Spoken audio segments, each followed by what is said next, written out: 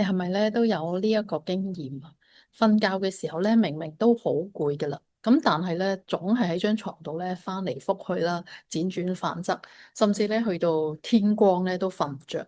今日咧，我要講俾你聽，原來咧失眠咧嘅兇手有幾個大嘅原因，導致到我哋點解咁辛苦。而我會送俾大家三個解決方法，令到你咧可以好快咁樣一覺瞓到大天光。Hello，大家好，我係 Elisa。有統計顯示啦，全球超過1/3嘅人啦，正喺度經歷緊咧睡眠嘅問題。失眠嘅原因咧，其實好多人都忽略咗嘅喎。咁我作為一個催眠治療師啦，我都見過太多因為呢個問題導致到可能長期瞓唔到嘅一啲嘅案例。咁最嚴重嘅係超過20年嘅失眠啦，長期食安眠藥啦，試過種種嘅方法咧都處理唔到嘅。咁喺呢一集咧，我真係好想同大家去分享，我會送俾大家咧3個方法，可以幫助大家啦，讓大家保證你今晚咧能夠一試咧就可以有一個好好嘅睡眠嘅狀態。其實啦，大多數人啦失眠嘅真正原因啦，唔係因為咧佢外邊嘅環境好嘈，又或者咧佢張床唔舒服，反而咧係我哋個腦啦根本冇停過落嚟。嗱，你瞓喺度嘅時候咧，你可能啦喺度諗緊啊，我聽日開會啦，或者我聽日要見客啦，嗰啲令到你好煩嘅嘢，又或者咧你就喺度回顧翻你今日啊，或者過去發生緊啲嘢，令到你可能係好焦慮啊，好唔開心，好不安咁樣。嗱，呢一啲聲音咧，都會令到咧我哋個身體咧有一個關鍵嘅信號。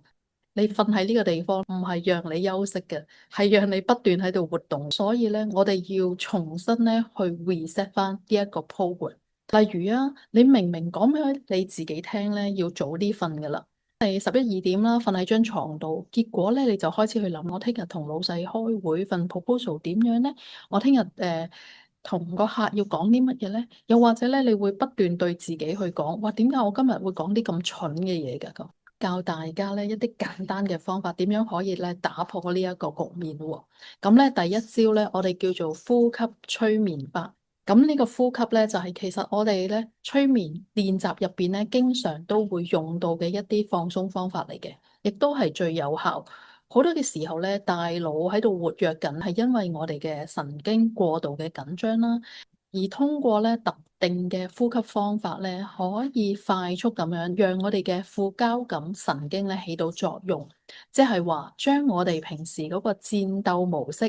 即刻切換到一種放鬆嘅模式。喺我哋嘅神經系統入邊啦，交感神經咧就係負責戰鬥或者逃跑嘅模式，而副交感神經嘅系統咧就係負責休息同埋消化。咁當我哋咧成日都喺度諗緊工作啊或者生活嘅壓力，當我哋全日咧都喺度焦頭爛額啊，壓力過大啊，個大腦咧經常卡住咗咧喺交感神經呢個高速嘅運轉當中嘅時候咧，我哋係好難停落嚟嘅。咁專家研究發現啦，咁有意識嘅呼吸方法咧，係可以直接刺激迷走神經，走向副交感神經系統嘅一個開關，將我哋咧大腦同埋身體咧整體能夠放鬆嘅噃。可以點樣做咧？首先咧，你可以俾自己咧喺一個舒服嘅位置，你可能咧係瞓喺你張床度啦，又或者坐喺一個舒服嘅凳上邊。咁咧，用鼻哥呼吸，你可以咧輕輕咁樣數啦4下，例如而家吸氣4、3、2、1，黑埋眼，然之後咧去感覺下身體，停下2秒，然後慢慢再用嘴呼翻出嚟。係啦，用呢一種咧4秒吸2秒停。再慢慢咧用嘴慢慢呼出嚟嘅呢個狀態咧，你會發現你嘅大腦咧就會更加容易平靜。咁喺催眠嘅治療入邊咧，我哋都成日用呢一種嘅方法咧，叫做故意拉長呢一種吐氣嘅呼吸法啦，可以快速咁咧將人一種緊張嘅邊緣啦拉翻到去呢一種自然放鬆嘅狀態，將我哋嘅頭腦入邊啦。好多嘢諗啊，呢一啲嘅狀態慢慢咧回到去我哋嘅呼吸，即係話我哋個腦波咧，從 beta 波一種緊張嘅狀態咧，逐漸進入到叫做 alpha 波專注放鬆嘅狀態啦。我會建議大家咧，你可以喺你臨瞓之前嘅5至10分鐘啦，就好似咧你訓練你嘅肌肉一樣啦，去訓練翻你嘅副交感神經嘅反應。你會發現咧，你會越嚟越容易同埋適應呢種習慣。咁亦都係點解咧？好多嘅失眠患者啦，喺佢練習咗幾次之後啦，就發現咧，原來呼吸可以讓到佢咧個人除咗容易瞓，容易休息到瞓到之外咧，亦都發現喺佢日頭嘅生活咧都容易放鬆嘅噃。嗱，至於第二個方法，我哋叫做回放記憶法。好多時候咧，我哋瞓唔到啦，係因為咧，可能我哋會諗住聽日嘅嘢，好多嘅壓力擠滿咗我哋個大腦，不斷喺度諗。呢個時候咧，回放記憶法咧係一個好奇妙嘅一個叫做潛意識嘅催眠嘅技巧，可以咧利用你嘅大腦一啲天然影像嘅思考模式啦，幫你帶到咧一個平靜嘅狀態。喺認知行為療法入邊嘅研究入邊，心理學家指出啦，大腦傾向於喺焦慮時咧進行情景嘅復盤，呢個會導致到一種叫做反芻性嘅思維。咁呢個思維咧就係導致我哋失眠嘅現象之一啦。咁因為咧佢會刺激緊我哋個大腦啦，不斷喺度反覆去諗緊一啲我哋好緊張嘅嘢。咁催眠啦，主要就係依賴翻我哋嘅專注點轉移。咁呢個意味住咧，可以讓你嘅大腦咧專注喺一件事情，而靜落嚟嘅焦慮啊，或者其他嘅我哋腦入邊嘅其他嘅聲音啊、噪音咧，就會減弱，甚至自然地消失。咁呢一種咧係非直接嘅一種叫治療啦，而喺我哋嘅引導入邊係經常會用。究竟實際係點樣用咧？你可以俾自己合埋雙眼啦，然後回想翻，例如每一日你感覺到嗰微小嘅開心或者幸福感。比如今日放工嘅時候，我仍然咧見到天空上面嘅太陽喎，見到日落喎，嗰種開心或者覺得，咦，我仲有時間去做一啲自己嘅嘢，嗰種輕鬆咧係令到我個心感覺到幸福嘅。又或者再簡單啲，我今日朝頭早翻工嘅時候，我最中意咧就係飲嗰杯奶茶啦。一聞到個茶香咧，我就覺得個人咧就即刻靜落嚟。咁咧去諗呢啲微小嘅小片段，其實就可以觸發到我哋內心咧，感覺翻其實我哋每一日咧都有一啲值得我哋開心或者平靜嘅呢一啲感覺或者事件。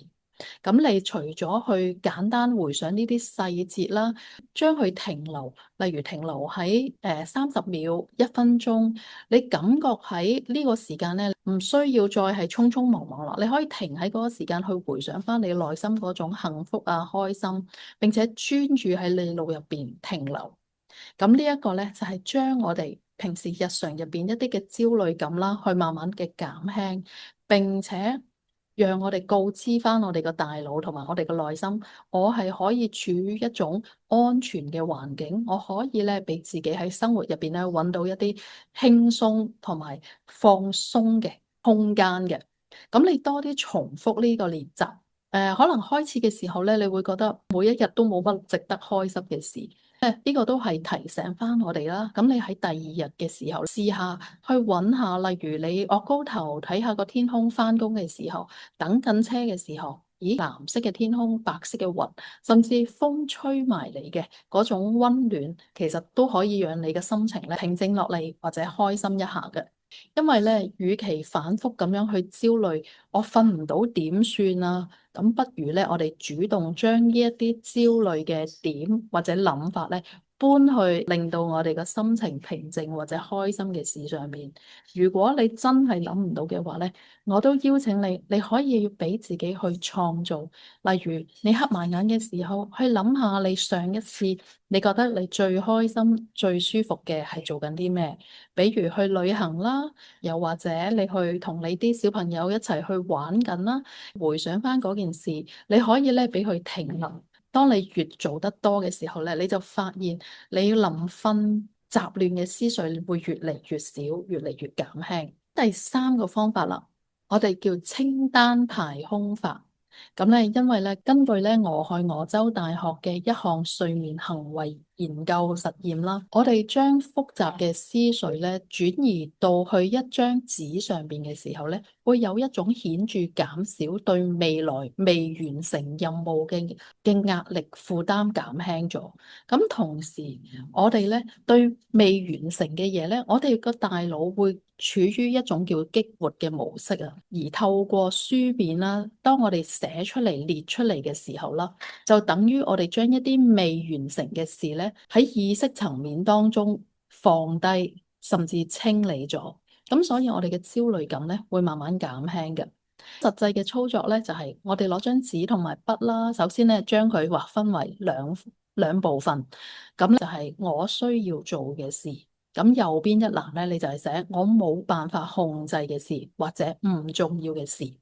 喺你呢一刻咧，腦入邊咧，將所有你諗到嘅一啲我需要做嘅嘢寫晒出嚟先，唔需要排次序，唔需要分輕重，咁啊全部嘢你好似倒垃圾咁樣倒晒落去，寫晒落去就可以噶啦。寫完之後咧，你就去嘗試將你右邊啊一啲無關痛癢或者唔重要嘅嘢都列出嚟，甚至你可能會將一啲你左邊嘅事情咧搬落去右邊，例如，咦，點解我嘅朋友唔覆我，令到我不斷喺度諗緊呢件事啦，或者喺度諗緊，咦，我點樣處理嚟緊嘅經濟狀態咧？呢啲亦都唔係一時三刻可以完成嘅事，所以你就將佢寫翻晒落嚟先。嗱，呢一啲唔喺你現在呢一刻掌握嘅範圍之內，我今晚咧嘗試選擇放佢落嚟。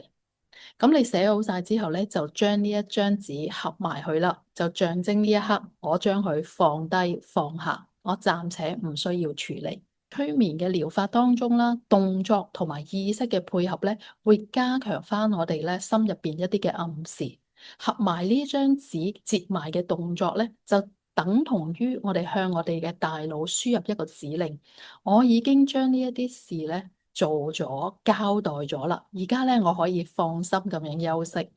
呢個背後嘅心理學原理咧，就稱為咧行動化嘅轉化法。當然啦，喺你書寫嘅過程入邊咧，你都可以咧配翻一啲，例如係一啲輕鬆嘅音樂啦，去聽住，令到你個人咧能夠處於一種放鬆嘅狀態去寫落去，會更加幫助你啦，唔需要帶住一份焦慮感去做呢件事。而最後啦，如果咧你真係好想去有一啲嘅音頻嘅引導啦，去幫助你咧解決翻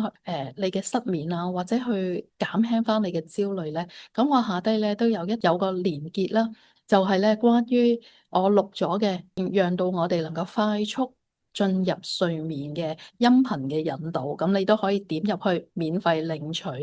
咁咧歡迎大家咧，亦都喺留言區講俾我聽啦，你今晚會嘗試邊一招，或者咧你有咩你其他嘅快速入睡嘅小方法，亦都可以咧分享俾我知道。嗱，如果以上呢三招咧都唔能夠滿足你嘅話咧，或者你有更嚴重嘅一啲失眠問題，都歡迎咧點擊下邊嘅連結啦，領取我嘅一套叫做催眠放鬆音頻，咁讓你咧嘅睡眠啦可以有另外嘅一啲嘅引導嘅方法可以幫助你。記得訂閱我嘅頻道，咁啊歡迎大家去 share 俾你身邊嘅朋友啦。希望呢啲嘅方法咧可以幫助你打造一個身心更加平衡、更加健康嘅狀態。祝福大家！如果想了解更多關於身心靈嘅資訊、自我提升、改良溝通，記得訂閱我哋嘅頻道，打開個小鈴鐺，like 同埋 share，下次有新影片就會通知你。